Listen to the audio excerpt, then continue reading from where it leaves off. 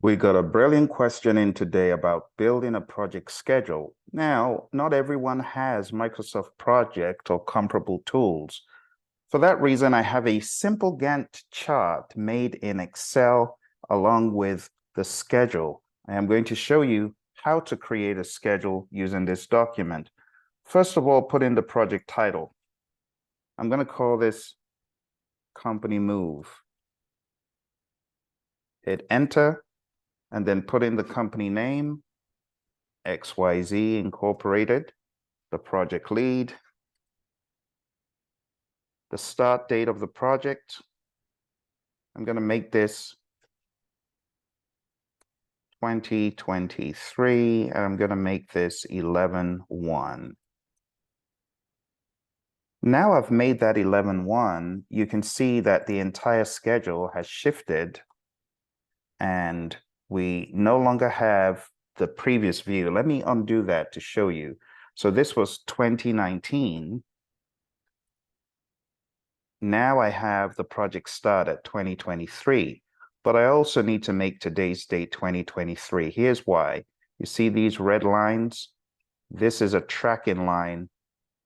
And when I update to 2023, I need to make today's date obvious by putting in 11/7/2023. Now that I've done that, you can see those progress lines or tracking lines showing you where exactly you are in the schedule.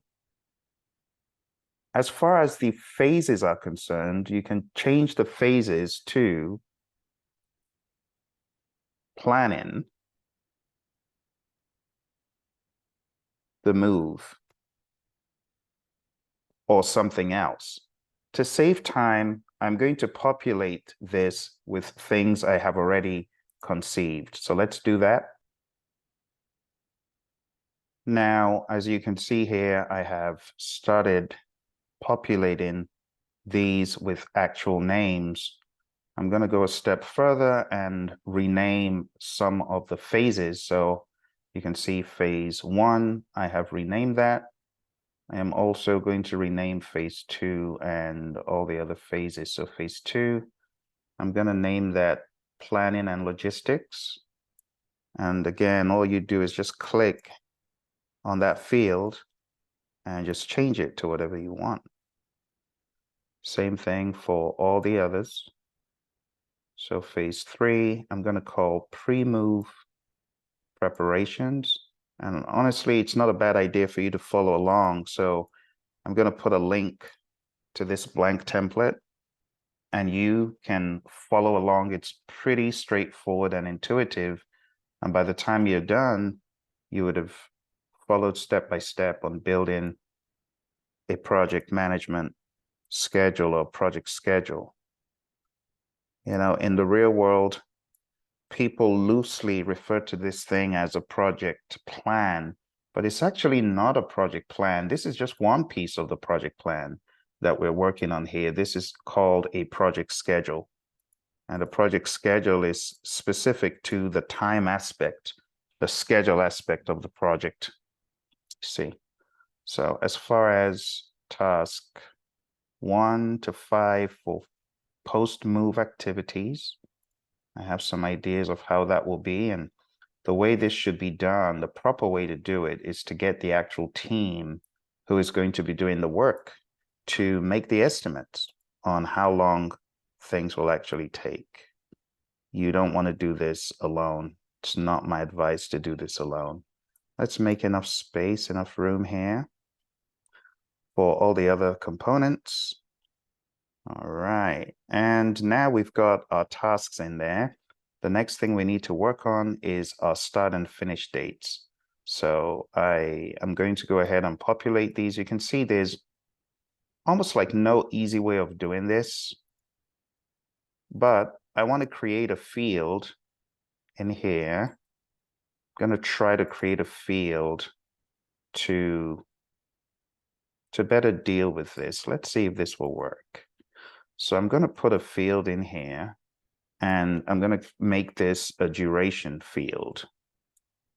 Okay. And the way this is going to work, the start is going to be equal to the project start, just like that. The end is going to be equal to the duration. So if I have a duration of 2, let's do that again. This is not going to be a percentage. So we're going to make this just a number. Okay. So we're going to make the numbers the days, right? The duration in days. So let's make that clear. Duration in days. And we're going to make this 3, 2, 1. I'll have to change all of these to strict numbers. And I should probably just select all the way down like that and make this a number. And then we are going to round up to just days. So we're going to have 2 days, 2 days, 3 days, 4 days, 5 days, like that. We're just going to have days in here. We don't want days in the phases because that's a roll up. So where we have the phases, we will ignore. And I would like you to kind of copy my approach, because I don't want you having tons and tons of subtasks and stuff. Except you absolutely need to. If you don't need to, don't complicate things by putting in so many tasks. You can see I've got 5 tasks per phase. Keep it at a high level and let the work be done more by the people who are actually carrying it out as far as the tracking is concerned. So what I'm going to do here is just use a formula. This is equal to the start date plus the durations. Okay, so now we have a 2-day task, but what I'm going to do next is use the previous end of the previous task as the beginning for this one. And then I'm going to say this is equal to this plus this, as I did previously. So if everything adds up, we should be able to drag this down and have a continuation, as you see. Okay. You can also see that these percent completes are showing 50% progress, 60%, 50%, so on. So really all you need to do is change the first section, the first column. That's all you need to change. Don't change anything else. Just put in the days and everything should flow, okay? If you do know about Excel, then you can tweak this formula to suit what you want. But I'm going to say this is equal to when this ended. And then I'm going to take the same formula and paste it over here. All right. And if I continue doing that, I'm going to have pretty much this same setup. And it just becomes a continuation, if you will. So we're going to do that. We're going to say this is equal to the day this ended. And we're going to say this formula is the same as this one. And it just continues cascading. If you do understand how Excel works, then what I'm doing here is not really a big mystery. So you got to manipulate Excel to suit what you're doing, okay? Same thing for here. I'm going to do an equal to. I'm just going to take this same formula sequence and I'm going to paste it in here. And I'll do the same here. And we have that continuity. We have the next phase starting where the other one stopped. So this stopped on 12.8. This starts on 12.8. This stops on 12.18. And you can always add some leads and lags. For example, if you wanted to add a day to this, maybe this is going to start a day after this. then all you need to do is add a +1 and you move it forward by a day and so on. But if you have any questions about this, you can let me know. If this is too complex for you, then I would advise maybe just using the simple as is version. So I'm just going to tidy this up in terms of the color. It would actually make sense to have them similar color structure, just so you don't get lost. It actually has some conditional formatting in here. So let's see, let me clear the rules and see if that helps. And do that. And let's clear the rules from these. And if we clear the rules of conditional formatting, then it all becomes the same color and same rules for each section.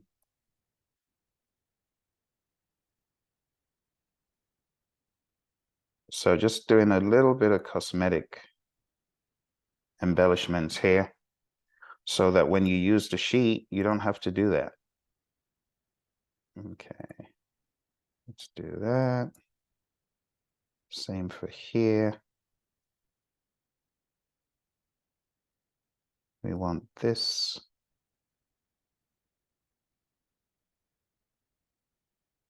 Let's change that to date. Hopefully we can.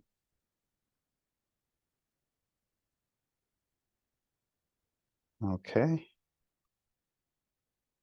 There are many formats for dates, which makes it kind of tricky. But let me tidy all that up. Now we're done cleaning everything up and giving it a good cosmetic appearance. The next thing I'll talk about, and the final thing, which is most important, is tracking the project with your schedule. And that would require you putting in progress. And you want to be able to track progress for each item, you know, as you are beginning to accomplish on the project, you see that these bars indicate progress. So if you type in a 75, that's 75% complete. If you type in 100, that's 100% complete. And you can track like that. And you can see as we begin to put those in, the progress is evident. And to use a sheet like this, my friends, I would highly recommend not going too far with the number of tasks. You do not want to make this a beast that controls your very existence. Trust me, it's happened to me before where I was working on a Gantt chart, a schedule like this in Microsoft Project, and it just took over my entire existence. Do not let that happen to you. Remember the Agile Manifesto, individuals and interactions over processes and tools. You know, it's really more about the daily or periodic conversations, you know, that is what is most important. So as you begin to work a project like this, make sure the tool doesn't become your boss. Okay, you got to keep things in check. And as you move from stage to stage, make sure you're always updating the today field. So let's say we are in December of 2023. When you do that, just remember that the progress bar, or I should say the date stamp bar, whatever you want to call those two red lines, right? Today's date, it shows. So if you are at this mark, let me make it very clear what I'm talking about. If you are at this mark over here, if you're at that mark over there, and all this stuff on the left is not showing 100%, that is not good. that is not good because everything by this date should have been done. The only things that should be undone would be the things to the right. You get it? So everything to the right could be not 100%, but everything to the left should have been 100%, and that's a general idea. All right, I hope this makes sense to you. I hope those of you who have been wondering, what should I do with my project? How do I manage it? Again, you got to keep it simple and take it from a guy who's worked on 20,000 line long schedules. This schedule over here is only 37 lines. Okay, it's only 37 lines. This is manageable. If you make it unwieldy going into thousands, because I've worked on everything from 10 line schedules to, like I said, 20,000 lines. It becomes really, really crazy to manage. This could be, I could amp this up, I could put this on steroids, but there's no reason to. It's a company move. So use objectivity, use sensibility when you're developing a schedule with a scheduling tool. Less is actually more. Less gives you better control. It gives you better visibility. You know what I would rather do? I would rather you track at this high level. So to track at this high level, you could do something like this. You could say equals to the start date, and this over here will be this over here. Let's do that again. Equals to the start date, and this over here is equal to the end date of that particular phase. So over here, you can see the entire duration of the phase, if you get what I mean. And then you can take this same formula, and let's paste just the formula. Just the formula. There you go. Paste just the formula. Just the formula. All right. Did we get it? Yeah, that's it. Just the formula. And in that way, you're able to track what is happening at the higher level for that particular phase. So I've got some phase progress bars for you, an embellishment to this thing, okay? If you know how to work Excel, you'll be able to do and undo and simulate Microsoft Project a little bit, but you got to remember not to change these. You don't want to change these, and I'm going to make them red because these are phase dates. I've given you a tall order to stick to 5 tasks a phase in whatever you're managing. If you're good with Excel, then by all means make some changes. But if you're not, you want to be careful with this. Okay, and then when you have visibility over the durations based on what you put in, you could go a step further and you can actually change the conditional formatting. Let's see, color scales.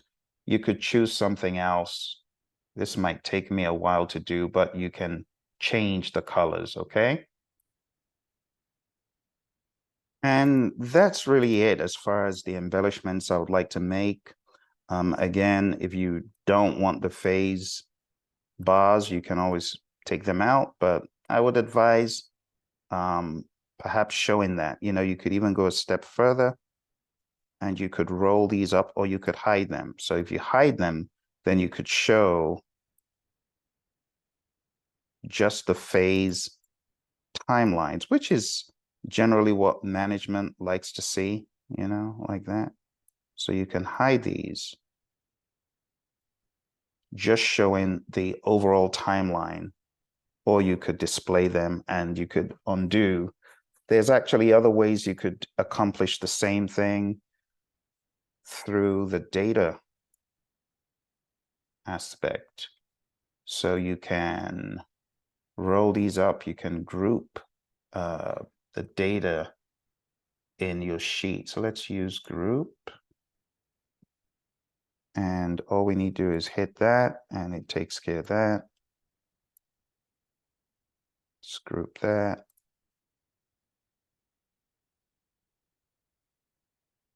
Group that.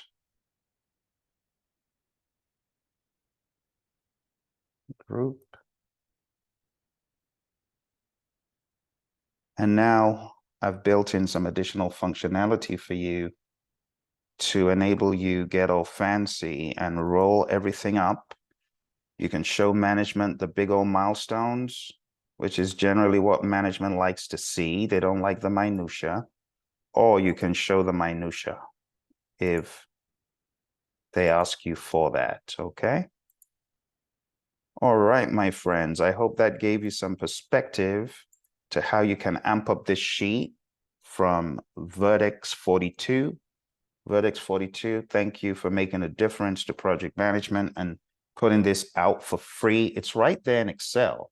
If you hit the new field, you will find many, if you hit the new button, like File and New, you'll see many other suggestions of Gantt charts, but I haven't seen one that really tickled my fancy like this one, which is why I decided to create an amped up version of it. All right, my friends, look for the link below as you're downloading it. I'd really appreciate you hitting like on this video, subscribe to the channel, and help great project management tutorials. Thank you very much.